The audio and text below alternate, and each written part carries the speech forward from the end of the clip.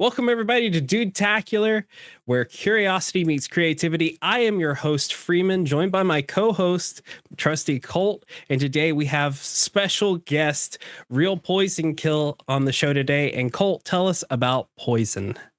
POISONkill is the baldest creator willing to fire a pun at any opportunity the laugh brings, and he is known as Daniel to his friends and colleagues, but POISONkill to the world. He's a partnership manager for AdvancedGG and is a family-friendly creator and a child of God.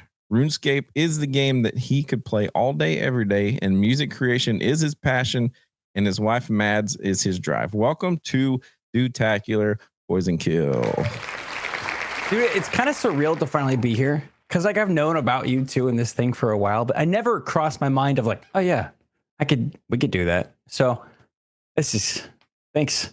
We're glad to have you. Yeah, we've been really hyped. Glad that we could bring you on.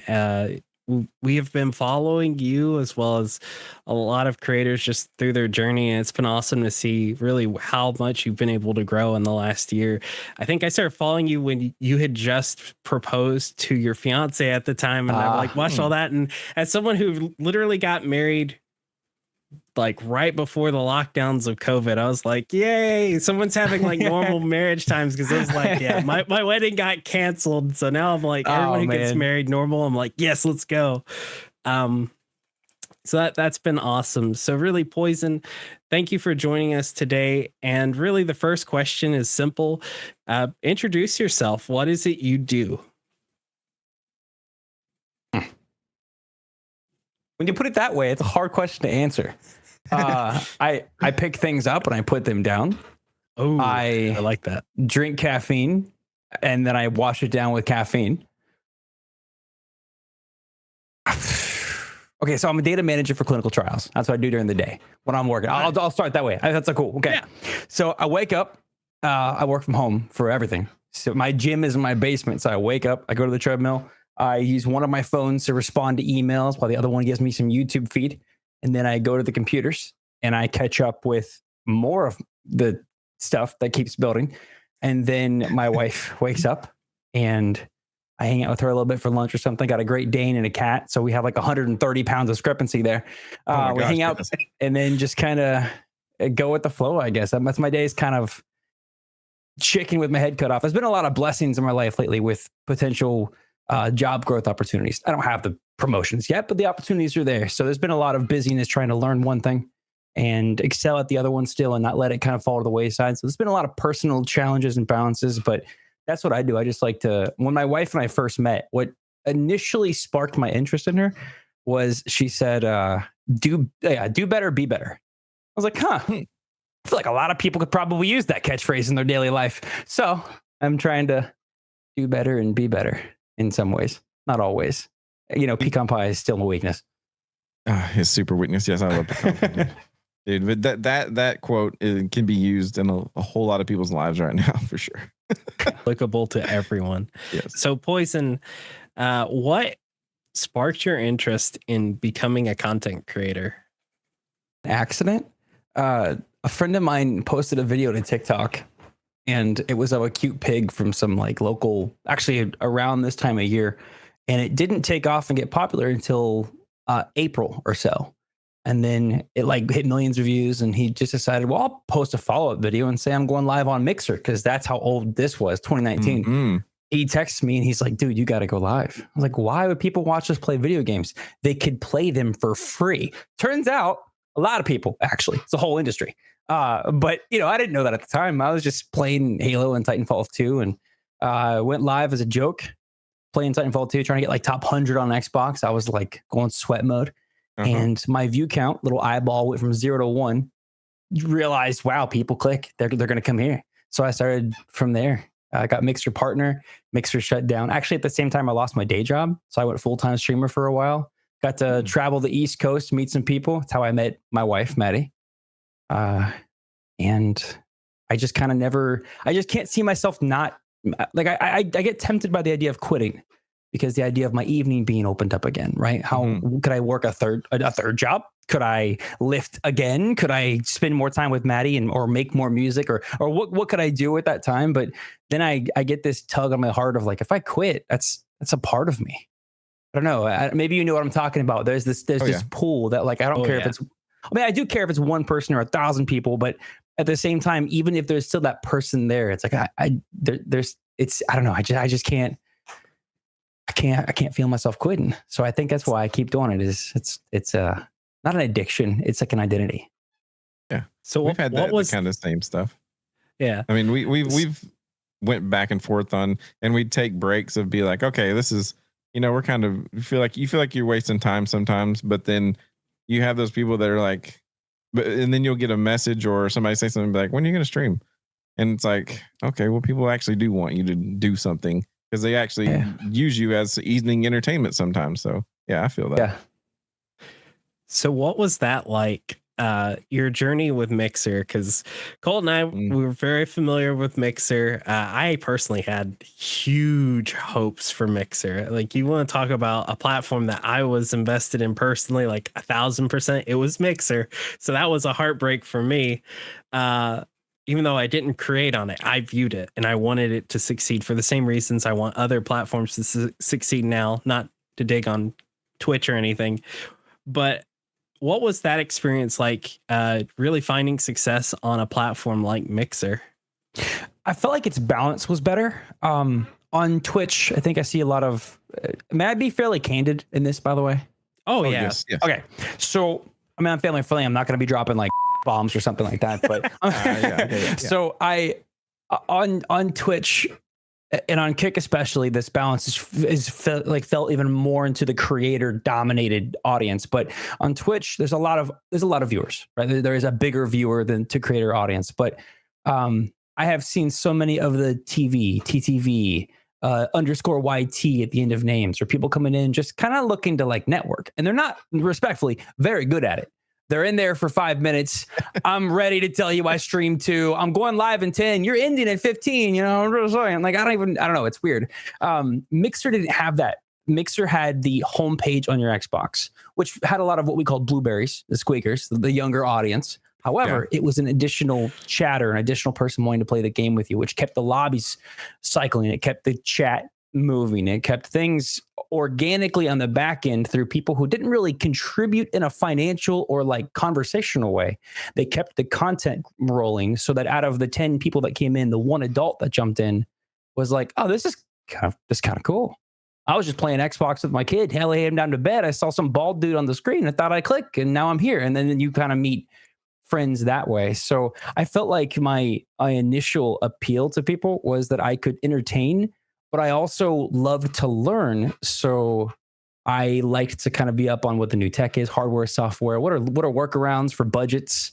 What are daily balances to kind of take into consideration? So creators came to me in a lot of ways to learn, and then they would respond with subs and embers, as I'm talking about with that one. So financially, it became very rewarding. And then for them, it was emotionally rewarding because their journey went from like, I've got 2 viewers to, oh my gosh, Poison just rated me with 400 people. What is happening? And so I got to watch this impact on lives. And it was just that was my experience. I loved the balance. I felt like it was more organically cycling. Whereas Twitch, where I think they have a better market position, is more stale. I agree. Those are really good points you made about it. I mean, Mixer had something especially different feeling about the community aspect of it, to whereas Twitch feels more of you support your smaller acquaintance creators, or you're either watching the top streamers. Like it feels like the middle ground is lost. To whereas like the 400, 500,000 viewer streamers on Mixer were more involved in the community. They didn't have big heads about it. It felt more. We also had FTL. Yeah, that's true. Yes. So it was a little bit different. Not that now Twitch's latency is leaps and bounds better than it was at that time. True. But no, I had a conversation with a friend of mine who's a full-time creator recently about this. And one of the things he was saying was, I think what he's seen in the industry, and this is brain farted because I saw What's Up Tuber, I saw Panda Spam, my brain just, okay. He said, content creators, people's actual viewers, the actual consumer looking for entertainment, looking for community, whether that be a lonely person, a bored person, a person with too much money and time on their hands, right? Whatever it may be. They have to find a place worth investing into. Like we talked about Mixer, that hurt because we invested and it was gone. Imagine if you invested into a streamer, dozens of months of subs, hundreds of gifted subs. What are your bids? How many hype trains were you the third person to really make that happen, right? How many times were you that catalyst? And then they say, I got a promotion, I'm out of here. Oh, so why did I ever give all that money? Why did I ever give all that time? They're just gone. A month later, you see their Twitter's dead, and the only last tweet they have is, sorry to say, fam, but I'm closing down the Discord. You're like, well, that was just an era gone. And so I think that's hard to find in the sub 50s. And it's hard to relate to in the above thousands. You can't really connect with them as well, and you can't really be secure with these guys. And these ones might be because of drops or current hype that might come or go. And so it's definitely a volatile on an emotional level too. Yeah. So, what made you want to become a family friendly content creator? My faith, kind of, but really, even just beyond the Christendom aspect of it, I just don't really cuss on my own time. I don't really do that. I don't really smoke. I don't really do anything else. I'm pretty vanilla. I grab the guitar. I drink like AdvancedGG and stuff like that will fit me very naturally because they were just kind of what I did anyways. Yeah. So I think more of it was just what I could sell without having to be fake. Yeah, I got you. I mean, and so it was more just natural for you. Whereas, you have people that are considered family friendly creators like Mr. Beast. His actual channel's on YouTube, but if you watch Mr. Beast in an interview or live, he cusses, he's not family friendly at all as a person, but he does it on purpose as content. So yours was just naturally the way you are. You were just you. Yeah, it was just an extension of me. Yeah. Gotcha. Can definitely relate to that. Colt and I are the same way. Like, it is what you hear us live. It's the same way we talk when we're not live. Just keeping it real, but also, just keeping it clean because we don't have anything really to say that's crazy or obnoxious or terrible. So, I mean, don't get me wrong. I've got Halo 3 lobbies in my blood, but that doesn't really come out in my day to day. Yeah. I survived Modern Warfare 2 and Halo 3 lobbies. I've heard everything under the sun. The kids these days have got it easy. Oh yeah, that's true. It's true. It formed us as people. And then me and Freeman got through Modern Warfare 2 and played multiplayer and Warzone 2, and we never said a bad thing on stream. So that was success. That's a miracle. So Poison, you mentioned that music creation is a passion and that you play guitar. Tell us about that. Do you play on stream? Do you play at church? I guess tell us about your music creation. Sometimes on stream I'll play, but it's one of those weird things where there's something about my brain can't connect with the music and the stream. So when I watch the chat die, inevitably there's no conversation happening. And so I can't get back into the music because I was like, well, the chat's dead. I have to move it again. And if I start talking, then now you hear the clinks of the guitar or the amp and it's not feeding straight. It's just, I don't know. It's a hard balance for me. My ultimate goal is to bring more music to the content, like to my actual content, but I don't really know how to go about it yet. I'm still trying to figure that out. Mostly because I do write music. Actually, I used to be in a band. We had saved up enough money to buy a bus, a van kind of thing, right? Not like a new one. It was going to be used, obviously. Yeah. It was like the Scooby-Doo, like the Scooby-Doo mystery machine. It would have been like that from the 80s, but we would have had something like that. And because we were all driving, like we had a Hyundai Tiburon. I had a Cadillac Catera from 2000 back in the day. Like we didn't have a lot of stuff to throw drums in. So it was we were all carrying 6 cars to everything we did. We toured churches and stuff in the area and a couple other stuff like the Thompson House, whatever. But I was in Cincinnati. But then one guy gets a girlfriend and then the other guy goes to college and then you just kind of fell apart. So we split the money up and I went about med school actually, but I just kind of let music be a thing, like a background, more of a church thing than writing music. But I had this music that I had written. It was like 5 or 6 songs and I just never did anything with it. Couldn't tell you where they went until years later, like literally last year, I get a Facebook notification from a friend of mine who's got a band now. And lo and behold, my songs have been written, produced, and copywritten. Nice. So it was kind of cool to see that like they got life. I wasn't offended. It was more just like, dang, I should have done something with it. These really came out nice, But yeah, so it's cool to see him picking it back up. Where music is for me now, though, we think we found a church in our area because I'm new to the area.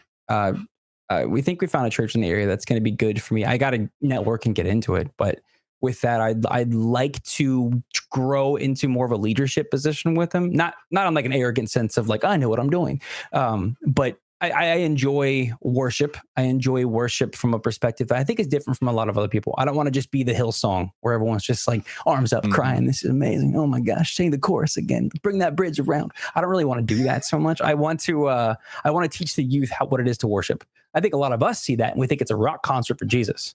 Yes. And then we kind of get distracted by some of the optics and the lighting and the effects and the smoke machines. And I want them to learn what it is to worship. And then it isn't just with the strings or the drumsticks. A lot of times it's the drive to use the strings and the drumsticks. You're up there to give something to be used, but you're still worshiping yourself too. And so kind of teaching that confidence to close your eyes when you're just sliding between G and A on the bass. You're not doing a whole lot right now. So close your eyes and sing along, right? Just trying to, I enjoyed that kind of thing.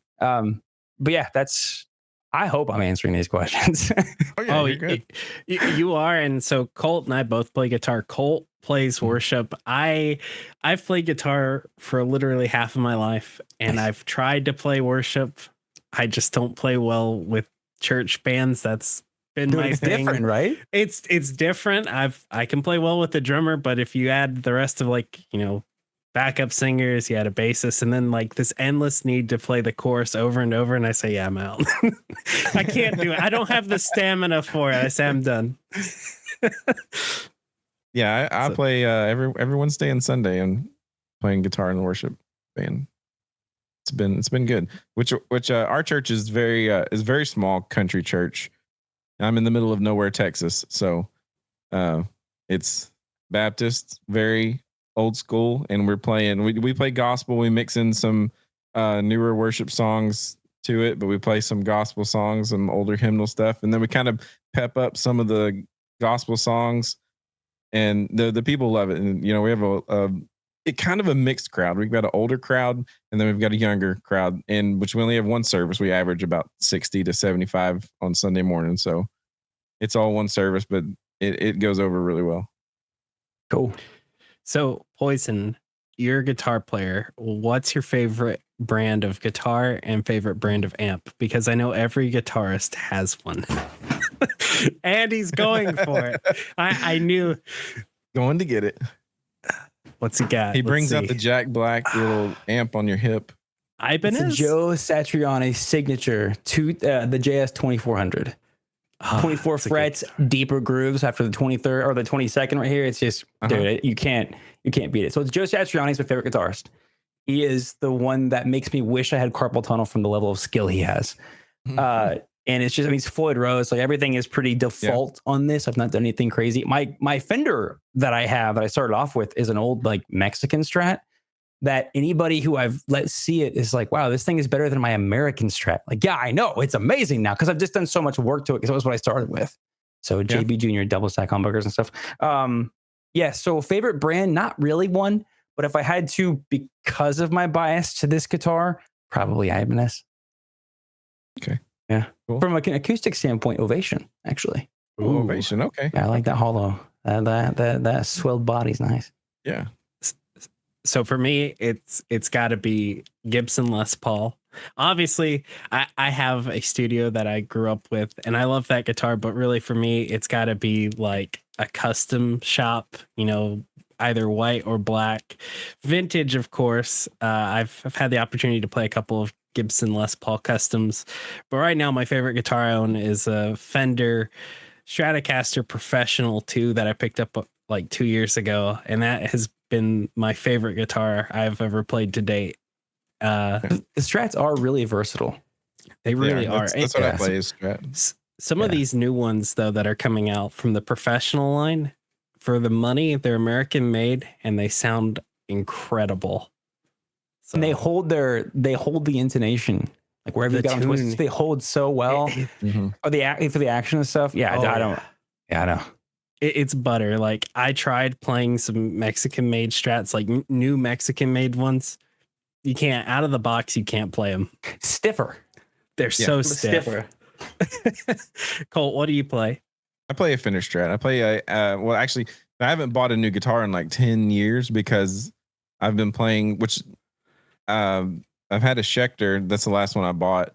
But the Fender Strat I've been playing, I've had since I was 14. So I've had it for 21 years. And that's my main guitar I play. And it's a Eric Clapton Blackie not replica, but like, yeah, I mean, it's a Eric Clapton Blackie edition. So it's black with a white pick guard. And yeah, it's nice. It's a nice, it's nice a and classic broken. yin yang aesthetic. I dig that. Yep. Rabbit Trails. And then Taylor for acoustics. You can't go wrong with Taylor or Martin or Ovation, honestly. Yeah. Ovation for the money. It's where it's at. Yeah. Yeah. Mm-hmm. So back to content creation and just everything that has shaped you as an individual, Poison. Can you share some of your favorite projects or experiences that have contributed to like your personal growth or success as an individual and brand? From a YouTube standpoint, so they've all been mentioned in the chat. Darth Sup mentioned the Death Nut. I had gone through an incredibly hard time where I'm sure some people saw it on Twitter. Although if you only saw possibly Doodtacular, you possibly have seen some of that. But Freeman, I'm going by usernames. I don't know why. I'm just doing that. Which we knew who you were in our personal accounts way before we were. We made Doodtacular. So. Yeah. So okay, I thought so. When it comes to a hardship that I had, I was with my dad for a bit, and so I was trying to I was on the Bald Trails full-time streamer, and I was just trying to do something different. So I was just like, yeah, I'll just do YouTube. Why not? I had this gaming laptop. I can edit stuff. And the Death Nut was like a popular thing that I saw. And I lived next to Jungle Gyms, which had some cool stuff. I went and picked it up. I thought it'd be funny since it was winter if I opened the video up with some kind of a quick gag of me shoving a bald head into the snow. Turns out it was very hot, and it was actually very rewarding to do that footage. And so it ended up being a good one. So that was like my biggest one to really break me out of just that I'm only able to do live stuff. Hey, how are you? Welcome in. Thanks for the host. Thanks for the raid, etc. You know? And then in terms of like growth as just being clever with content, I think the biggest one for me, apart from the panda spam or the time I green screened my entire room, I think the biggest one was actually my wife's idea, where she's like, what if for every 100 bits or something, you just like blew up a balloon? Like, oh, that's a cool idea. Cause she had done something for Valentine's Day. She put some balloons in the ground. And I was like, that's a cool idea. We'll do that. So for her birthday, we ballooned the room and we filled the balloon. We filled the room. Like the room, I had to put a net around me to keep the balloons off of me. It was awesome. My day job boss was like, what are you doing? People on stream were like, dude, is this normal? Like, no, it's not, but this is fun. So yeah, those are probably the big ones there. Awesome. So let's talk about what your journey is like, how you became a partnership manager, and basically what do you do as a partnership manager? We'll wrap that all into one thing, like how you got there and what it entails. How I got here was, I couldn't really tell you why I wanted it, but I wanted it. You know, the story I explained to a lot of people is that I was getting married and streamer income, banks didn't like it. It was considered charitable income. So even though I could afford that way of living, the banks wouldn't accept it. So I had to get a job. And this, for some reason, it was just a job that made sense to me, working with people, finding new people, you know, kind of bringing them on and scheduling campaigns and being creative with them. But on a more business side than like a collaborative on the other creator side. So that just kind of flowed naturally, but I ended up taking my contacts internally and just started spam pinging them. I mean, I went from June, July, all the way until December. I just kept being like, when's my interview? When can I start? I'm ready. What do I got to do? I'll take cheaper pay. Just give me the job. Like I was offering like literally 6 months free work. Can I just try? Can I please just try?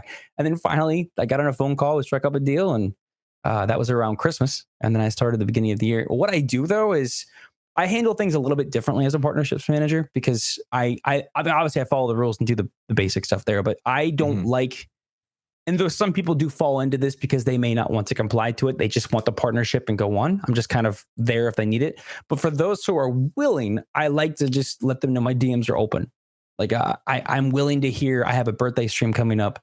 What do you think as Poison? Or, hey, I had this event happen in terms of my possible career growth as a creator, and it might mean leaving Advanced. What do you as Daniel think? I like people to think of me as more than just the Advanced guy. And I think because of that, it's opened up a lot of trust so that me managing their ice shaker campaigns or maybe a 30% discount or maybe even a launch schedule, they don't feel like he's only here to keep me on Advanced. And because of that, just being honest and being accepting of journeys are going to go different directions at times, I feel like a lot of people are more trusting to stick with Advanced because of that relationship with me. So that's kind of how I like to handle it a little bit differently. But I don't ever encourage people or want them to leave because I believe in Advanced, believe in the team, and believe in the product. I mean, I'm literally drinking it now, as you can see by my collection. But it is one of those things that I handle a little bit differently. Otherwise, though, I just work with people. Actually, one of my partners just got a raid, and she's got 90 viewers right now. Let's go. Awesome. That's awesome. Yeah. So how has, being a partnership manager, how has that changed how you view working with brands versus, I guess, prior to working with a gaming brand? Have you has it opened your eyes to how the scene is overall with companies trying to market with gamers? Has it given you different insights into content creation? That's a really good question. Yes to literally all of it. Even things that I didn't think that I'd see or want to see. I had always made the comment, and I heard this back on Mixer by somebody, and it kind of stuck.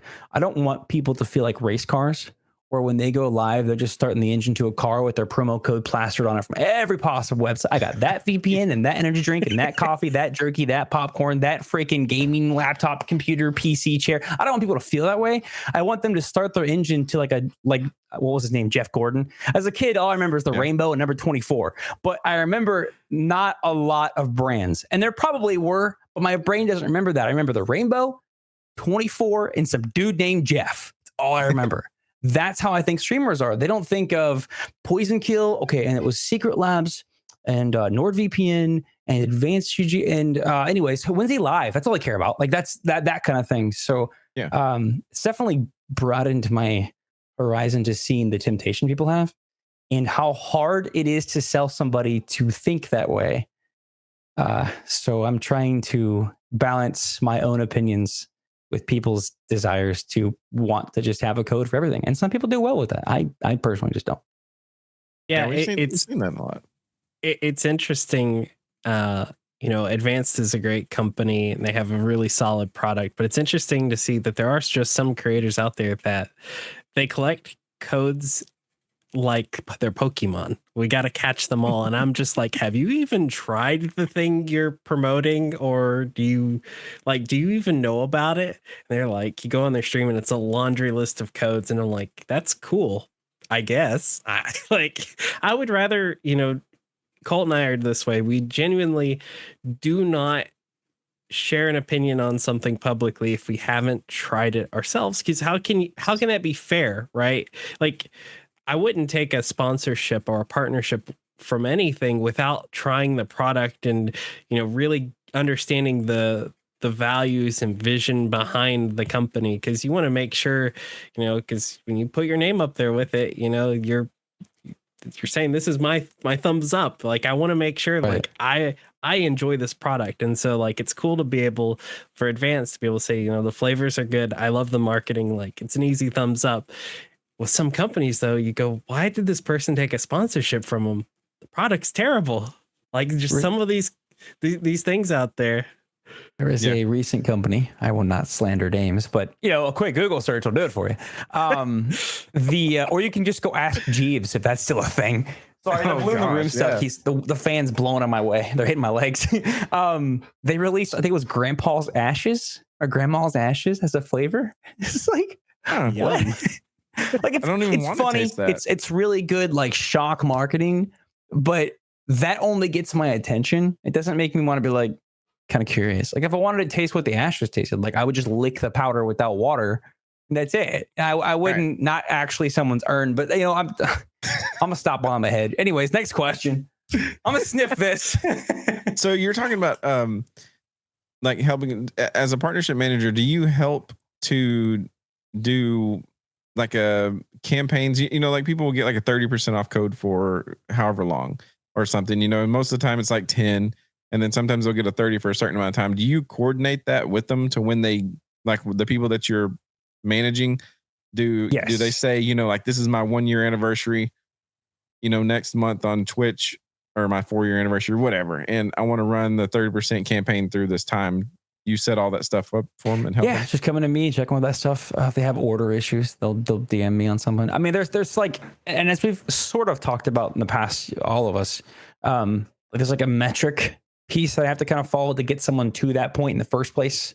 Otherwise, I would be flinging codes around, but that kind of diminishes the value too, because it becomes favoritism, or it becomes just like, well, if I get 1,000 people and at least 100 of them get a sale, right? Like I don't want it to feel that way. So I like their approach there. But yeah, I'd be the one that people would go to if they wanted to, like you said, have a 30% promotion for a celebration. They have a charity stream. They want some gift cards, right? They want to start a starter kit. They want to have their own custom ice shaker. That all goes through me, and I just navigate the waters in the back ends. All they have to do is say, hey, this is a cool thought. Well, I have all the logins and dashboards to go make it happen and click and send them confirmation like it's good. So just go live now and you're fine. They don't have to worry about all the extra stuff. That's basically what I do for about 87-ish, 85-ish people right now. That's awesome. That's a lot of people. So my first real touch point with AdvancedGG was, and I think Colt, this was the first time we had all tried it, was at, I think we both bought at the same time. Yeah. GCX in 2019, they were there. Or it was Guardian Con then. And this year, my wife and I went to GCX because we're local to this area in Florida. So we went. Do you feel AdvancedGG? Let me get that AdvancedGG. We'll fix that one. AdvancedGG was out there, and I was like, I hated that I didn't get the shaker. I like kicked myself. They like promoted that shaker, that limited one. I got there too late. I was like literally an hour too late. I was like, they were really? They were out of them. Oh yeah, they do a limited run for event stuff. Yeah, and they'll be numbered. Cool. They're a lot of times they're sequenced. Yeah, which is just cool. It was cool. Super stuff cool. like that makes brands more appealing when they do things, which everybody knows that's a great tactic is doing limited runs of stuff. That's kind of a popular thing these days. But just brands, instead of just being stagnant and being like, we got tubs, come get you some tubs. They do stuff like that to help promote and do special things for the people. It's nice. Mm-hmm. So to talk about live streaming, you talked about Mixer, and we sort of got into platforms a little bit, but this question, you can go as deep with it as you want, or we can skim the surface. But what do you think, Poison, is the future of live streaming? And I know there's been a ton of controversy in the last week or so. Well, IRL content. Can I put an asterisk at the end of that? Yes. Sure. If you asked me a year ago, I'd have said live streaming IRL. If you were to ask me a week ago, I'd probably have not said that. I know that it's not going to go anywhere. It's such a hard question without being like cynical about it. So where I feel is that it's going to, depending on market, obviously, if people lose a lot of money, they can't really give a lot of money. Will creators create for the simple sake of loving it? I think that's a big thing for me. That is where I think it will alter the direction. Where currently people have, some kind of money. People haven't like foreclosed or had a bunch of stuff like that happen. But say 08 happened again. I'm not going to get like market analysis, but like what if 08 happened again? Would you still see 1 million people every day tweeting out the same hashtags as each other with the same tags of Call of Duty or freaking Apex or Fortnite and playing the same game to the same 1 to 3 people because they love it? Or would they be like, dude, my wife is really mad that I didn't get that second job. So sorry, guys, I got to close it down and get that second job, right? Something like that. I think if that happens and it really narrows down the audience to a large degree, I think that gaming content will continue to thrive. However, I think that especially after the lockdown stuff, I think IRL content reaches a different demographic of like a mentality. So a lot of people do get consumed in fear or maybe have health issues and just can't, like people who maybe are disabilities or something of that nature. And I think that they thrive on the vicarious nature of somebody walking around playing Pokemon Go. And they just wish they could do that day, but they can't because, man, I twisted my ankle. Or I'm just busy working from home and it's raining here anyway. So what am I going to do? The Pokestop 4 blocks down the road? Like, I think a lot of people will do that. I think that the future of content, I do not suck at freaking Fortnite, tuber. I think that the future of Fortnite is, of content, I mean, is going to be very divisive. And I think it's going to be divided up by platform. I don't think that we're going to see, I mean, this might be like decade plan, but I don't think we're going to see this platform where it's, I'm clicking through directory and I'm deciding who I want to see because I'm feeling community today or skill tomorrow. I'm feeling 10,000 today and I'm feeling 10 tomorrow. I think it's going to be very broken up by like a classism where it's going to be like Twitch is where I go and that's where I get my my Ice Poseidon content. My I don't know. That's where I go to get my Dr. Disrespect or somebody like the ultimate, the name, the household names, and then it might be like Kick is where I go to get my dude who knows everyone in the chat by name because he doesn't pass 50 viewers. I think that's maybe what we see. So that's kind of what I've been feeling lately. And I only say that because so many people are already wedging themselves into that situation. But I feel like that's just what naturally is going to come out of it. Right. I could be wrong. I've never heard that thought. I hadn't quite thought of, and I mean, we'll talk about the elephant in the room, Kick. If you look at who they're signing on, they're not gaming creators. It's true. I mean, the people who are getting the big bucks and the people who are causing the big controversies for Kick, they're not gaming creators. They're really what I guess you would call IRL creators because they're just chatting. They sit in a room like ours, and that's all they do is they cause trouble.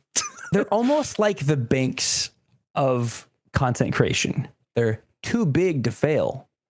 I don't know where the attention comes from to these people. And to be honest, I've watched some of the people that get bought up and I'm like, I'm going to give them an hour of my time.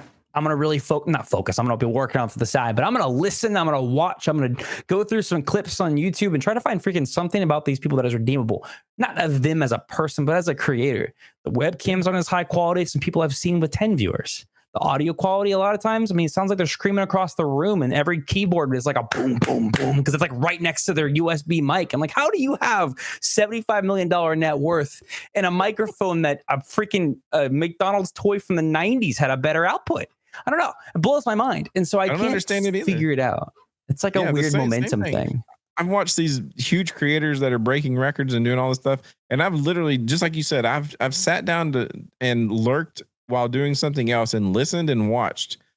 And I've put multiple hours into a few different ones and I can't find a reason why they get so many people to sit there and watch them do nothing.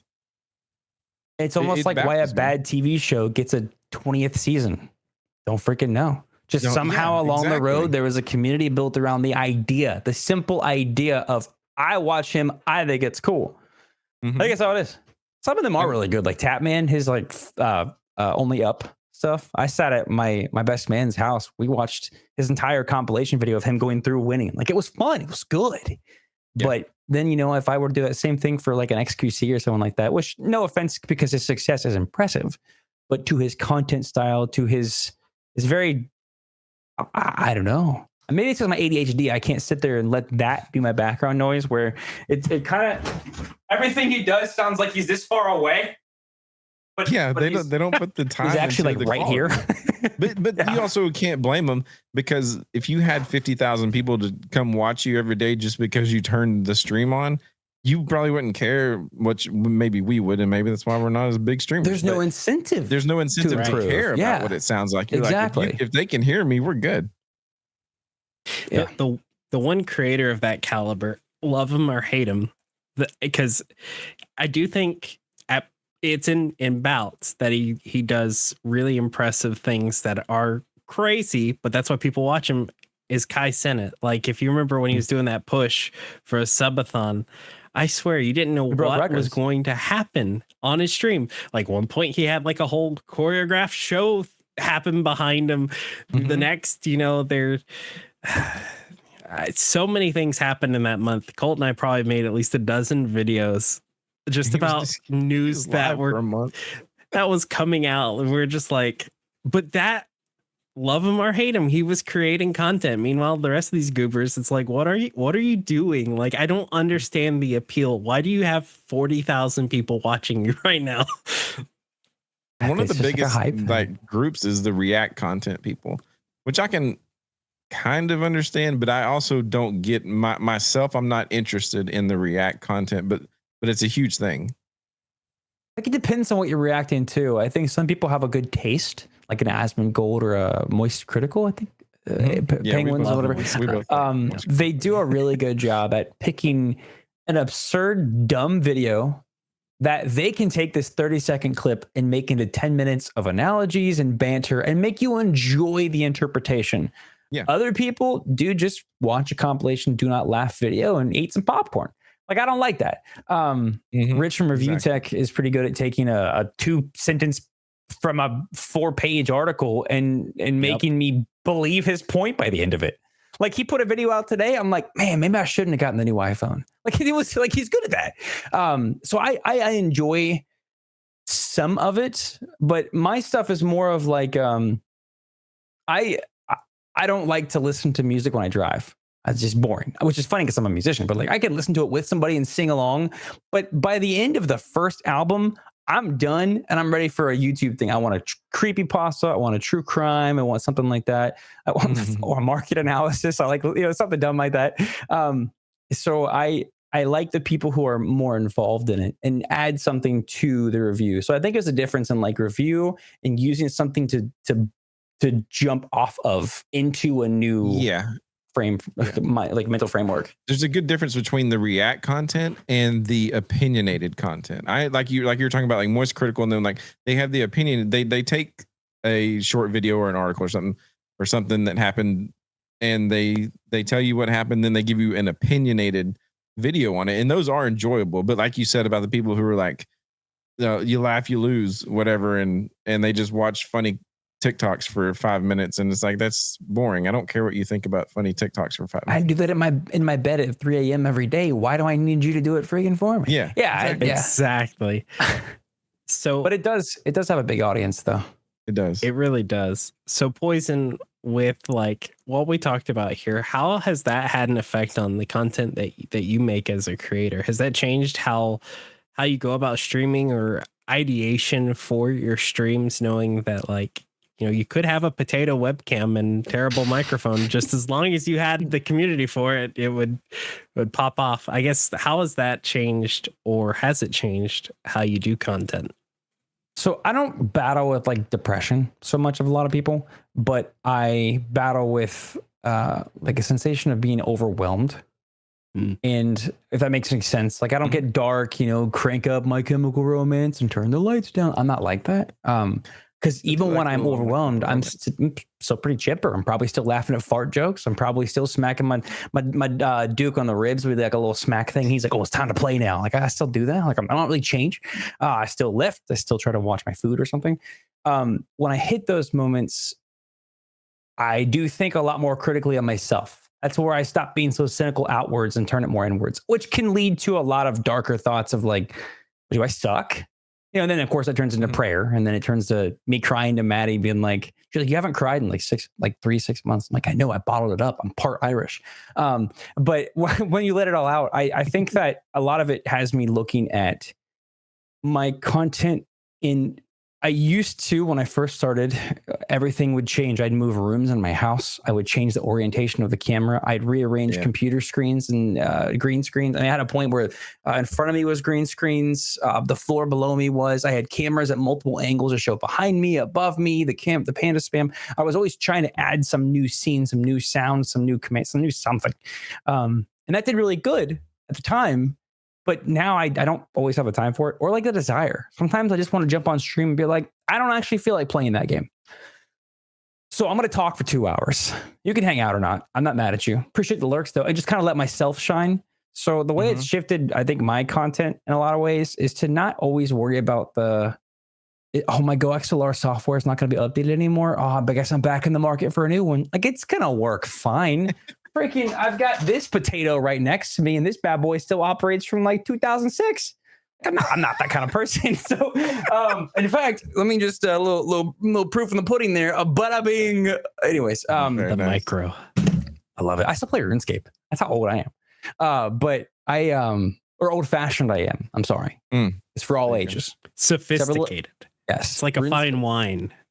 It is, and it really does get better with time and stronger too. That emotional nostalgia. But anyways, so where it's kind of shifted me is just become a lot more vulnerable. And I think that's part of where you guys asked earlier where I think content's going to go. I think that a part of that distinction of the classism also is going to be a vulnerability, not the popular titles and names and topics vulnerability. Like this big thing happened. I'm going to talk about it and be offended as well as you all are. We're going to be outraged and we're going to discuss this because it's an easy click.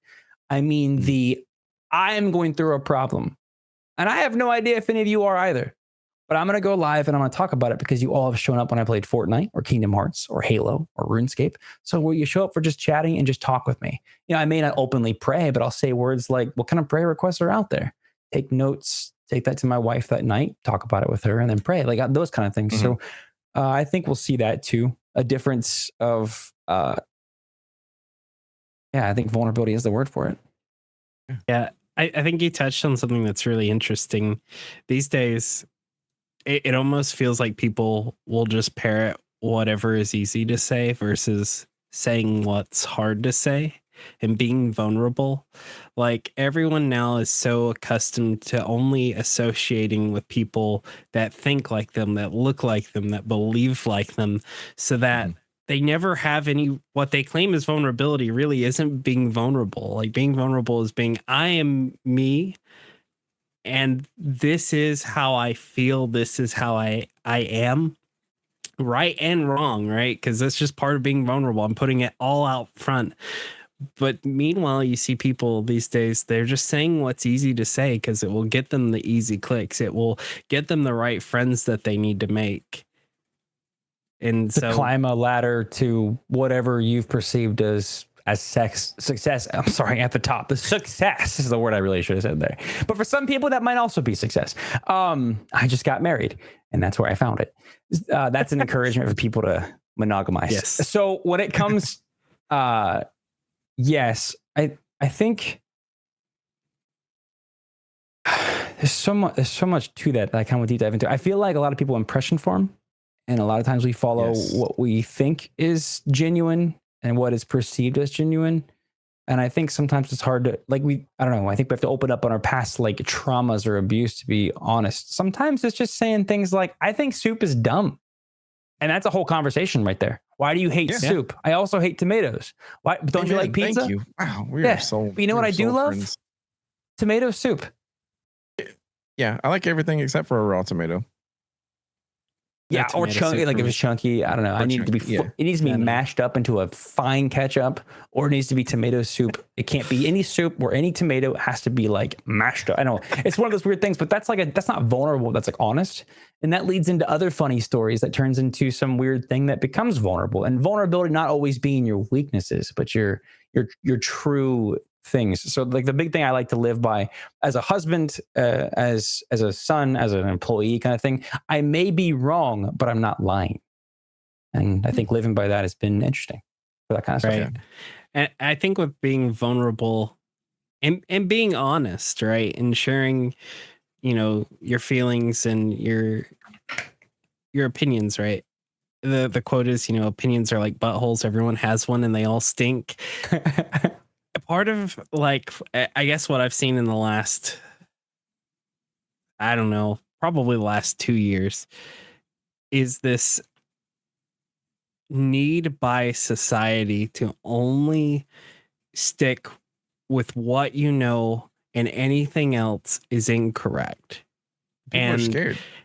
And not only that, whatever you said that doesn't line up with what me and my clique says, my group, will not only disagree with you, we will come at you with everything that we have, to where it's almost like society has forgotten that we're all human. We all make mistakes. And unless we have the opportunity to redeem ourselves and honestly have a second chance, I think part of being vulnerable, right, is we all make mistakes. We're all human. We have to be okay with people coming back and having a second chance. Otherwise, we're saying we're a one strike, you're out society. There are no do-overs. If that's the case, I failed by like 3 years old. Then. I know. I'm like, I'm done. That's why I don't know when the age of accountability is, but I'm pretty sure I checked out of that day one when it was mine. It's such a tight rope to walk nowadays, though, because of that. Because people are number one scared to be challenged. Debates are not a thing anymore. You know, you can't just have a nice conversation or a debate on two opposing opinions. They have to, start getting like one side or the other, or maybe both, is going to start getting angry immediately because you don't agree. And that happens so many times nowadays that, and then people will just jump on the other person, and you'll have two huge wars going at each other from each, the other side's followers. That it just happens on Twitter all the time. You remember the console wars when we were kids? Yeah. Oh yeah. Like it was like a thing, right? Well, we still do. I still do it personally. Yeah, I have a too. PS5 now, which actually Destiny here on the chat, he actually gave that to me. Nice. But growing up, see, I got my Xbox controller on one side, my Switch on the other. I got my PS. Like I can't do it. But see, I'm an adult. I have all of them. I have all of them. I've also got my PC in front of me. I just don't have a PlayStation. That PlayStation Portal coming out looks pretty cool. But no, I think that console wars, you sort of just get into this preconceived notion of my team, the Bengals. I don't care that they suck. I'm from Cincinnati. They have to be better. And now I live in freaking West Virginia where they don't have a stinking team and they all worship the Steelers, which is like antithetical to my Bengals upbringing. It's like, no. Bengals only. No Brown, no Steel, only Bang. And now that's just not the case, but it's okay because I don't really care about sports ball, But when it comes to, I think life, whether it be religion, sensitive topics like science proven and words like that, I don't think people are willing to take a step back and actually have those conversations. Like there's a lot of things because I take the Bible very literally. So there are a lot of things that I believe that I don't share because I know that the moment that I say what I think about any of this stuff, is going to have both sides, even the ones that might think they agree with me because they're on the right-wing Christian, right? Like, he gets it. No, even they're going to be like, you said what? And then now I'm like dividing myself. So from a brand perspective, there are things that I will keep to myself, not because I'm like lying about it. I'll make little jokes. I'll crack some things, I'll make those references, but like, I'll let it be at that. Like, because I think that people will jump on it. And already, we talked about denomination, church, middle of nowhere, Texas. We can probably assume got a good beard. I can probably assume your generalized voting direction and preference in like topics within church. It's an easy book. I'm a very open, easy book. But at the same time, you can't always do that. I was a bald, unashamed white Christian. And so because I was born with some of those things, well, not this, that's from my dad, but because I was, same. That's why we're here. That's why. But because of that, I've been called a lot of pretty harsh historical names. And it's like, but I'm not though. So I can't always judge by that. And so I just keep a lot of things to myself, I guess. I'm not sure where I'm going with this. I guess I think that's what it is. Console wars, a lot of people don't have debates because there's no point. You've already chosen the end goal. But in the end, and I'm kind of segueing this into religion in that case, if that's okay. But Jesus said it is finished. What is it? I think everything. He's already won. It's conquered. Let it go. I don't care that you play the freaking PS5. I don't know. There's some things that are bigger deals that might affect families and cultures and stuff around it, obviously. And we can kind of fight for those and seek injustice. But then when it comes to seeking justice, it says he is the ultimate bringer of justice and vengeance will be his. So we've had a recent thing come up with us this past couple of weeks and my wife and my life that was thousands missing. And we know who did it. And they're kind of helping us kind of find, I think it was this. And their story is kind of like adding the little bits and details here and there as the bank gives more documents that lean in that direction. But it's like, just confess. What am I going to do? Steal it back? That's weird. So, we know that the money's gone. We just want that kind of confession thing. But we had to sit down and go through like a devotional on it and read some stuff that sucks to read of vengeance is mine, those kind of concepts, right? And how do we love? Does love mean put your head back in the guillotine and hope the blade's got a cartoon cutout? Or do we take our head, step away and say, okay, ostracize. We need to protect, we need to preserve and love still. Don't hate them and stuff like that. But what does that look like? I think societies have a hard time with that. It's scary. Yeah, exactly. I'll love you through my FaceTime call. Yes. It's funny because love in principle, in theory, sounds really easy. Oh, love your neighbor. That's really easy. Put it in practice, you'll find it's not. There are a lot of times you're like, I can't stand my neighbor. I want to choke them out. Like, most of the time they're annoying, right? But then we're the youngest people on our block, so we're actually blessed. Like, I think I'm the youngest in this block by like 24, 25 years. Wow. And my wife is 5.5, 6 years younger than me. So like we're way young. And so they're all just kind of like happy that we're here. So they'll do things like my trash can will be left outside. They'll bring it back. They'll be like, no. You make babies. You now populate this. We need that playground needs some usage. So it's really kind of, you ain't got time for trash cans. I've had people mow my yard. I love mowing my yard. And they don't go in the directions. I like do like angles. I like to get that clean look. They don't do that. But like they'll freaking mow my yard. They'll notice my tire's flat and call me up. Hey, your tire's flat. Air pump's out front. I'm heading out, but you can grab it before you leave. Like, wow. It's really cool. So I find it very easy to love my neighbors. But metaphorical neighbors. Yeah, I know what you're saying. Yeah. All right. Let's shift gears just a little bit. So if you could go back to the beginning of your content creation journey, what is one piece of advice that you wish that someone would give you?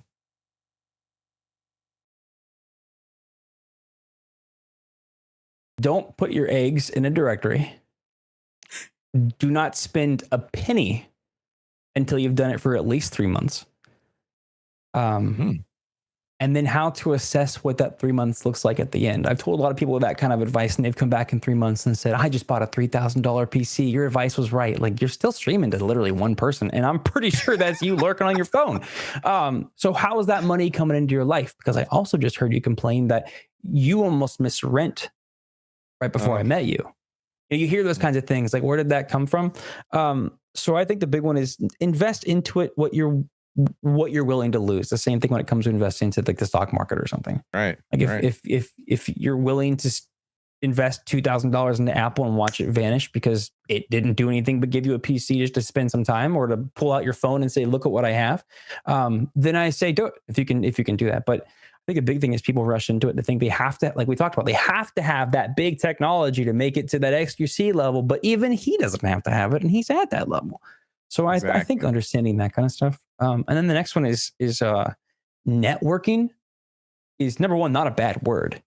But number two, networking is not always being in their streams, always retweeting their tweets. It's not always being in their Discord to say good morning and good afternoon and good night and post a meme. You see, sometimes networking is that casual DM that says, I saw your tweet. I hope your grandmother's okay. And that's it. And that could go further than every YouTube video I've ever done together because that person cared about me. So you know what? When I get that big raid because I'm in Warframe directory and I'm a partner and I got 13,000 people in my chat, who am I going to give it back to? The dude sitting there at 2 viewers playing freaking RuneScape because he cared about me. Everybody else I could network with, but I'm going to give him a little heyday. And that might be your take too. And that happened to me actually. It was through Warframe that my big discovery from a guy back on Mixer. I was just in his chat, just kind of hanging out, doing my thing naturally. And he ended up promoting me instead of me trying to fish for promotion. So I would say that when it comes to networking, I think those are my big ones. It's awesome. Good point. Great point. So for creators who are looking to grow and eventually, because I think most creators these days, they aspire to work with brands, whether they really understand what that means or not. So for creators looking to work with brands, what's one key piece of advice you would give them? I don't care what you think you're worth. Every company has a budget, and know that budget, a lot of times, a lot less than you think you're worth. Don't sell yourself short, but go into a situation if you think, well, HelloFresh gave me $7,000, or HelloFresh said up to $6,000. So I must be worth all of that, right? No, they said up to. That's a big difference. Yeah. Up to, starting at. Let's start there. What's the starting at? What did you achieve? Like, try some things. I think just knowing your worth, but being willing to work with people. Like, if you want to work with a company, it might not be what you think you're worth, but you get to have that pride of working with the one that you want to work with. I think that sometimes speaks a lot louder to your community, because then your creative endeavors to market it or to promote it are going to be genuine from your heart, and they're not going to be from the inspiration of, I really want that paycheck. I have to put out one more tweet, but I don't know what to do. You want to wake up knowing what you're going to tweet because you had the idea 4 nights ago. I think that kind of balancing those things out. Like, for me, Advanced was easy because I liked it. I consumed it and wanted it, so I went with it. Cosmic Candles, I've been a candle jokester for ages. So it was when Kate and them approached me, it was like, this is a natural extension of me. I don't care what's in it for me. Let's do it. Then I found out about a candle and I was like, the answer is yes. Where's the contract? So I just thought of this one, and I think it's really important because in your journey, right, you started as a content creator single, you're a content creator married. What advice would you give other content creators who are married, maybe young family, or trying to start a family? How should they balance it? How should they view their priority list as a content creator and as a spouse or a partner? So I actually bring a unique background to that question. Much like as a partnerships manager, I've been the partner, I've been the streamer, I've been the casual and the full timer, and now I'm the partnerships manager. I've kind of experienced the whole gambit. I've understood what people are coming at me with. I thought that I was married before Mads. That was a divorce situation, but there was no divorce. The family all knew. They never submitted the marriage license, and I just kind of went with it. But that marriage, by the day of the I do's, was aggressive and distant. I mean, that night I slept on the couch. It was weird. Like, I at a hotel where we went to, I was on the couch on the wedding night, and that was the rest of the next 3 years of my life, to the day, actually, which was planned. But stuff that I learned and battled with, God, for sure. As that relationship went down is why I took that phone call, why I responded to that text message from a friend to say, hey, go live with me. Because I was just broken and I was alone and I was sad, and I went live into it. And when I say I invested into content, not financially, but my attention, if I was not working, even when I was working, I was thinking about my next stream.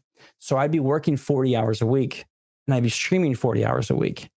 There's no time for a relationship in that. How am I going to fix the thing that I'm saying is broken? So that went to a point where then it hit now where I will miss streams, and I still do feel guilty, but I get to see my wife smiling with a bucket of popcorn and a movie that I don't really care to watch. But my gosh, her spirit is lifted, and it's like, that's a value. So she lets me kind of text in the Discord during or something, right? It's like that kind of thing. I'd say just your priorities of growth. Like, say you achieved that level that you're really telling her, I want to, or you're whoever you're in a relationship with, you're telling them like, I really want to be the next Tim the Tap Man. And their response to you is, well, go for it. If I don't think their words "go for it" mean, don't worry, I'll just sit back here and hear back from you when you're making millions a year. I don't think that's what you were just told. I think you were told, go for it. Just don't lose the day job. Don't forget to mow the grass. Don't forget to take the trash out. Don't forget to take care of your health mentally and physically, right? Yes. And I think that a lot of people forget that, and they just go all in. I'm live 7 days a week, and I'm live 8 hours at a time. And I'm the best Call of Duty Apex Legends player you've ever seen. So you should tune in. But, like, that doesn't really fix the relationship when somebody feels alone. And you should probably go to BRB just to say, are you okay? I can raid out if I need to. So I think being willing to have those conversations. So I've had the heartache and I've had the uplift. I've had Maddie come in and accept it and come up with blue in the room ideas. And I've had the the threats whispered to me while I'm live from the other person. I've had both. And I can tell you that learning to balance and respect the one who's willing to say go for it, but that but wasn't because she hates me or doesn't believe in me. That but is because she loves me. That balance is because she wants that time with me too. So I think understanding that sometimes the word but or no are actually stronger ways of saying I love you than the words I love you. A great point. That really is a great point. The transparency is what is very crucial, you know, like you were talking about, being transparent with each other, saying and finding out, are you good with the way things have been going, like how I've been doing this, and when I do the content, is it good with you? Are you getting enough time, or are we getting enough time together, or the kids involved, or is as a family, or do I need to dial back, or is another day a better day? Stuff like that, you know? Yeah. My mom's passed now, but on her urn we have she wanted to have the words "I love you" 100% engraved on it, and that was like a surprise gift for my dad, because that was her big thing. Was my dad was a businessman, had his own business, and did awesome, still does, but he would be. I mean, I remember growing up, there would be times where he'd be busy for like a month, and you'd see him. You know, not a lot though, because he'd be traveling and phone calls, and there's always one more email. And this is dial-up days, so that wasn't a quick from your phone like it is today. And so I just remember that. But when my dad was done with that, he would have killed the contracts, killed the jobs, gotten it done, gotten more stuff lined up, hired new dudes for it too. And he'd say, "Hey, Teresa, we're going to go buy you a car." He'd just buy it cash because he had just slayed it. And that was his way of coming back and bringing that balance. But during that time, you know, he would come back and have to kind of rekindle with my mom. Like, I've been busy, I know, but I'm still here. I still love the kids, still love you. I'm not leaving. I'm not doing anything wrong. And their question would be, you know, are we okay? And the response from them, whoever would ask it, would always be 100%. So for me, if I can look at Maddie and it's never 100%, I failed. You know, at the end of the day, she's the one that I'm bonded with. So absolutely. Well, I appreciate you sharing that with us, Poison, because it is important. Like Colt and I, we both have spouses and families. Colt has one on the way. I have a 14-month-old boy. So, like, you know, priorities and thank you. Priorities and families are a big thing that we see affected with content creation, either intentionally or unintentionally, because it is one of those things where if you don't have good time management, you will completely, you can easily uproot and wreck everything that's valuable to you outside of it. And we've seen it. And, you know, like you said earlier, you know, people who go all in on streaming to buy a new computer, but meanwhile, they can't make rent. Yeah. They can't feed their kids. They can't get their car fixed so they can take their kids to school. So the priorities are for sure serious. So to switch gears to fun, it's been a lot of serious the last 20 minutes. Sorry about that. Oh, you're good. We like it. We love it. So to switch gears to something light-hearted and fun, this is our rapid fire round. It doesn't have to be rapid fire, but shoot from the hip. These are simple questions. You can go as deep as you want with them, or you can just say, I got it. What's the next question? I'm ready. So, Poison, what is your favorite video game of all time, and why do I have the feeling? Yep. So, how do you feel about? So they have what, the classic RuneScape Classic. Old school RuneScape is superior. RuneScape 3 is just for a pastime for people who have way too much money and not enough time on their hands. Yes. Still very fun, very pretty. Although a follow up to this, any good campaign game, like not like Skyrim so much, although that's up there for me, like Brutal Legend or Binary Domain, Dead Space, single player run through. Third, I'm working here. Last one, get anything Guitar Hero. Just any of them, all of them. I love Guitar Hero. And Beat Saber 3 was the best. Still do the VR. No, I don't like Beat Saber so much. Oh, I love it. It's good. My wife is pretty good at it, and it's cool to watch. But whenever I go to play, I just get so angry. I don't know. I'm not near as good as I am at Guitar Hero. I'm way better at Guitar Hero than I ever could be at Beat Saber. The one I kicked myself for not picking up when I had my Quest was the drum one. It was like Guitar Hero, but drums for the Quest. I'm like, that's the one I wish I'd kept my quest for. I just have little drums. You can't really see them with the balloons, but I got I got drums. That's the way to do it. All right, so go ahead. Nope, you got it, Colt. Okay. All right, this is one that we need you to seriously consider.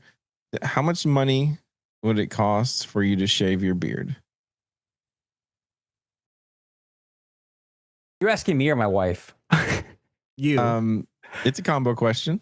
Okay, Yeah. for her, there's a lot of zeros. Okay, it might be like $3,000 to $4,000 because I've tried to have her let me do it for $1,000 incentive list, and she's like, no.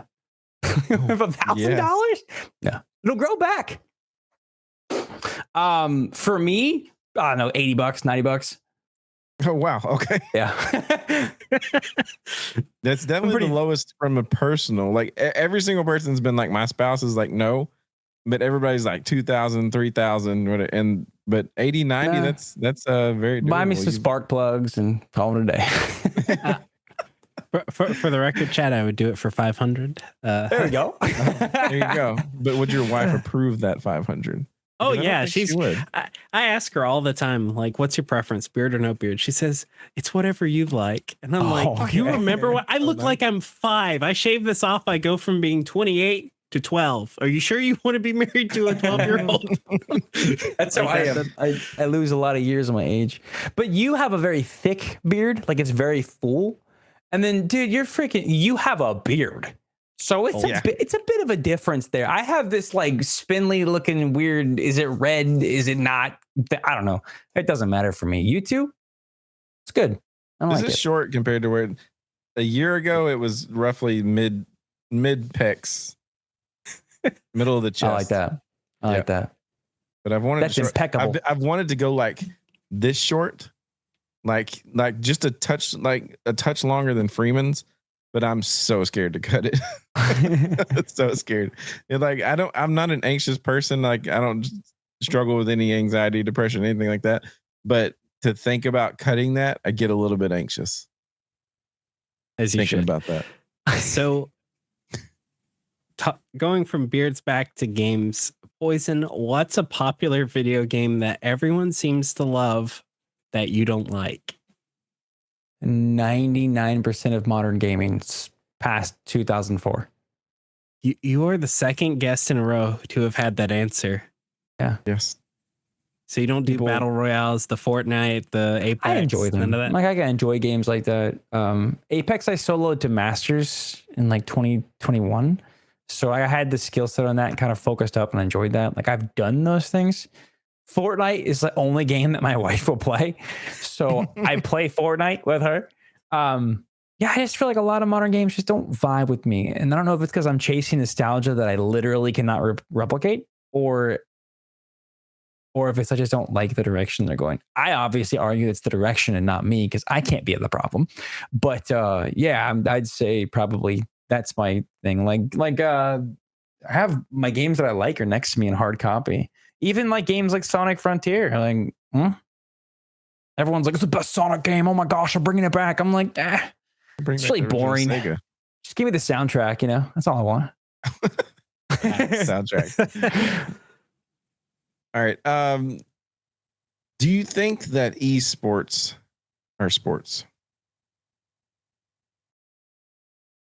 In a much less profitable manner, yes.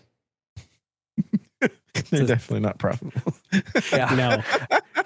You know what's funny is 2 years ago, everybody's like, esports is the fastest growing, market. And now everyone's like, you see FaZe, like their shares about to be pulled from the stock market. Like all of these teams are not worth anything now. People aren't watching it. And I think part of that is because new games suck. Look at Overwatch 2. Overwatch was for a hot second the competitive game, and then Overwatch 2 is like the biggest piece of dog water to ever exist. That was a lot of I guess lies or expectations. The things that were promised didn't happen, and I think that's how most modern gaming feels to me. Everyone's like, just chase the graphics, guy. Okay, I got into this recently. Okay, so listen, I'll be quick about this. I promise. Your graphics are either hyper realistic or they're stinking 1980s arcade pixels because it's an artistic preference. No, it's not. you didn't have the skill set or the budget to come up with a little bit more. Like Dead Cells did a really good job with the side scroller. Okay? Mario of today, have you seen them? Hello, even when they're pixely, they're still pretty good. So for me personally, when I see a lot of these things, I feel like I don't think the hyper realistic is going to do it. People want artistic things. Like you don't remember Majora's Mask because of the graphics, but the art style, right? Those old games, the art style really won you over. And then you don't remember Dead Cells or something like Castlevania because of the graphics, but it was artistically well done. And it hit that niche, that side scroller pixel thing. They did a really good job of making it cool and cohesive. So anyways, yeah, I think esports could do better if they allowed two things. I'm not for it and I wouldn't partake in it myself, but gambling on it, esports gambling. Because I think a lot of that is what gets a lot of people big into sports. I don't think a lot of people necessarily care about Joe Burrow's freaking right tendon in his knee, his meniscus. What happened exactly to that Achilles heel? Unless they're big fantasy football people. Exactly. And I think a lot of times, and they obviously are going to care too. Like I know that people do, but I find that kind of stuff brings an investment into them. So if there was like an esports kind of gambling thing on FaZe, number one, the members might be less tempted to just freaking leave all of the time. And number two, there might be more cohesiveness because I'm not an NFL player. I'm a Bengals player. I signed that contract. That's where I'm at. I wear that with pride, even though they're not from Cincinnati or something, right? Like they wear that for a while. Then they might move on or get bought. I don't know how that works. They get like bought up or something. Someone like buys them. Steelers can just be like, nah, you're mine. Yeah. Yeah, it trades. Yeah. So like that kind of thing happens. But if that happened within a cohesive environment, I think that ecosystem would feed into itself. And then you'd have like, that FaZe guys. What was it, Optic back in the day? Every Xbox player had Optic and they're called their name. Like, oh, he's Optic now. Wow, that's crazy. Oh, I would never be an Optic guy. I bleed whatever color FaZe is red. I think that would be red, yeah. Which those are still around, you know. Like, see, I'm a Call of Duty guy, and like you've been a huge Call of Duty guy for years, and you know the Call of Duty League is still around. You still have Optic, you still have FaZe, you got all the big people and stuff. Which was funny talking about the older games because the people from Optic just hosted a charity tournament for Black Ops 2 this last weekend, Friday through Sunday. They had a tournament with the old pros that played back in Black Ops 2 and some of the new pros, and just did a charity tournament. And it had more viewers than the CDL, the Call of Duty League, normally gets during season tournaments. Wow. For Black Ops 2. We had nostalgia. You had charity.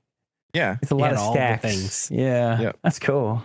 So moving away from video games and into the food space. I don't know. Do you like food, Poison? Do you eat food? Too much. However, I also want to look good without my shirt on. So I have my food is very boring. Beef, yogurts, protein shakes. My wife hates it, but like, look at this. Look at this cut coming in. There you go. See, me and Freeman have forgone those I know. simplicities onto bigger and better, fatter things. I see that and I go, man, that would be cool, but man, I really like ice cream. I do love steak though, but I do love steak. Is pretty good. My wife is not currently watching. I go, speaking of ice cream, where is she? No, I can hear her watching something else. She must just be lurking. Okay, check it out. I got her this spoon for her anniversary. You really can't read this. I understand that's not how reality works. The cameras. It says ice cream is sweeter as a Morris because we're Morrises, and it's an ice cream spoon. A gift idea for the two of you. You're welcome. Thank you. I'm gonna have to. So, anyways, I love it. So, talking about food, Poison, is a hot dog a sandwich? Oh man, strawberry love. Jess, are you in the chat? Can you answer this for me?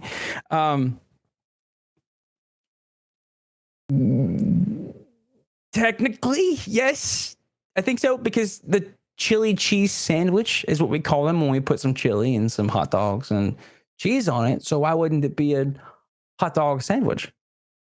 Okay, I like it. We've had the argument that they're tacos instead of sandwiches. Oh, interesting. Yeah, we've had two different arguments. We've had that if it's not, unless the bun splits across the bottom and becomes two pieces of bread, then it's a sandwich. Okay. But if it's not, if it's together, then it's a taco. That's what the arguments we've had. So what people are saying is if a clamshell is open and one side is connected, a Subway sandwich is a taco. That's another argument. The bread is not split. that the sub Interesting. sandwich would be a taco as well. So Jimmy John's, Penn I don't know. Station, Subway, Firehouse Subs, they've all been lying to us this whole time. Those are taco shops. Yeah. Interesting. Well, then I guess I am a Mexican cuisine guy. There you go. Hey. All right. Let's see if we can keep our perfect score going on this question. How do you pronounce .gif? GIF. Yes. I'm the only GIF person in the world. Or it's like a GIF. Yeah, I'm the only GIF person in the world. We'll move on next. So another food question, and this one might get you in trouble with some of your fans, Poison. Does pineapple belong on pizza? You know, I would have said no once upon a time, but honestly, it does have a home there. Albeit like a summer home, you know, occasionally. It's a snowbird. I don't think it needs to be there all season long. But yeah, I mean, occasionally if someone says, oh, they got our order wrong, I'd be like, I guess I'm still eating dinner. Yeah. Okay, I can't be mad at that. I mean, I'm not going to go back to the pizza place and throw it at them and say, take it off of my pizza. But yeah, but at the same time, I'll be like, I'm double checking before I leave with this next time, you know? Yeah, I would never purposefully get it. Yeah. But a summer home, yeah, I like that. It's like when you're just like one of those things every now and then, we're just going to have a little pineapple. Mm-hmm. Mm-hmm. All right. So when you're making you a nice bowl of cereal. Oh, that's my favorite food. Okay, what's your favorite cereal? Let's ask that first. All of them, obviously. All of them. Okay, that's okay. Valid. They actually are all good. I don't think I've ever had a bad cereal. That's a good point. Ones with raisins. Those are bad. Raisin Bran is beautiful as well. Raisin Bran is amazing. Raisin Bran Crunch. I love Raisin Bran. Anyways, he's wrong. Continue. So, what do you put in the bowl first? The milk or the cereal?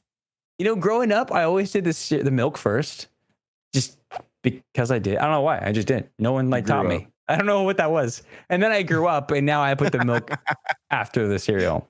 But I think I can tell you what it probably was. Now that I think back on some trauma that I probably repressed, I think I put the spoon on top of the cereal or something, and I poured the milk in, and hit the cereal or the spoon like Frosted Flakes with little scoops, and I probably put milk in my counter. My mom got so mad at me for that all the time because I would just dump the milk out like, I'm ready to eat this. Mom, let's go.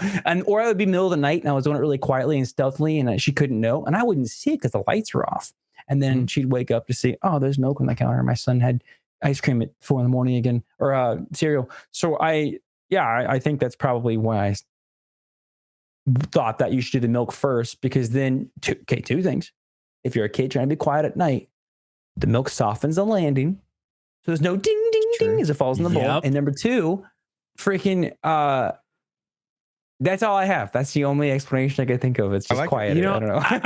I can actually get behind that one. That one makes sense. Like making cereal at 1 a.m. as like a 14-year-old. I don't want my mom to come out and be like, you need to be in bed. Like, you got school tomorrow. Like, no, I need cereal. I'm up playing Xbox when I shouldn't be. So this is a question where we have gotten interesting answers, Poison, and it has to do with fashion. Is it wrong to wear socks with sandals? I think it's wrong to wear sandals. I think sandals are gross. Right, yeah, I think that sandals are so a couple of things. You're put into danger. Oh my gosh, I gotta run. Whoops, I twisted an ankle. Number one. Number two, those freaking flip-flop things where everyone's feet go every step in the Walmart. Dude, you could have just duct tape it to your heels. So I guess I don't know why I wear sandals. But if you had to wear sandals with socks, I think that it actually makes more sense to not wear socks with sandals. Yes. What about Crocs? Even as the chat is implying, socks and Crocs. Yeah, because I don't wear Crocs because I'm an adult, but I feel like if I did, I feel like I'd want to wear socks because they look like they get sticky on the inside, you know? Like, what are those vents there for? What's that all about? The smell. Doesn't smell if you go and get in the water. You get the smell and the water. You know, if you step in a water puddle, hey, it just runs right out. Get a 4D experience there. Yeah, you do. Okay. Final question here, and it's an important one. What is your go-to fast food order? I know you're you're a So a calories don't matter in this order. physiqued man. But if you were a cheat day and you don't really care for the day, I'm gonna go just get my favorite fast food order. What are you getting? We have two possible orders. That's fine. Before it. So I'll do I'll do the one that I would. No, okay. I'll give the one order. Burger King is my favorite fast food restaurant. Personally, Okay. I like that fake grill smell, the oil stuff they just spray on there to make it taste like it was grilled. Yeah. I dig it. Yum. I dig it so much. It's pretty good. Whoppers are pretty good. If I had to say, it would be I'd go to McDonald's. Okay, I got 2 McDoubles, only ketchup and mayonnaise, no cheese. Bacon is optional. If they have it as an option at that one, I'll take it. Not because I like bacon that much. I think it's extra calories and honestly not like a flavor enhancer. But sometimes McDonald's is just so soft and like gone in 2 seconds that it needs the extra little resistance on my teeth. You know, 2 of those. 2 McChickens, only mayonnaise. Again, ironically enough, you would think the lettuce would be a good crunch against my teeth. No, the crunchiness of the chicken's enough. So I just go just mayonnaise. And then I would get a large Diet Coke, obviously watching my figure here. And then usually their little pies are like 2 for $1 or 1 for 99 cents. I'm getting 2 of them. Apple? Whatever they currently have. If custard's an option, that one.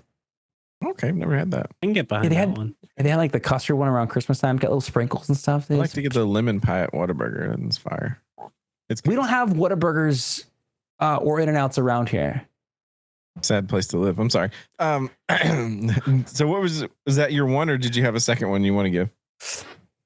I'll stick with that. Well, my cheat meal back in the day, I would go like hardcore all week long, and then I would do like a refeed once a week, sometimes once a month, depending how cut I was trying to get. Like when I was really rocking abs and more vascularity, it would be a dozen donuts, just like a bunch of dozen pre-made glazed donuts at a Kroger.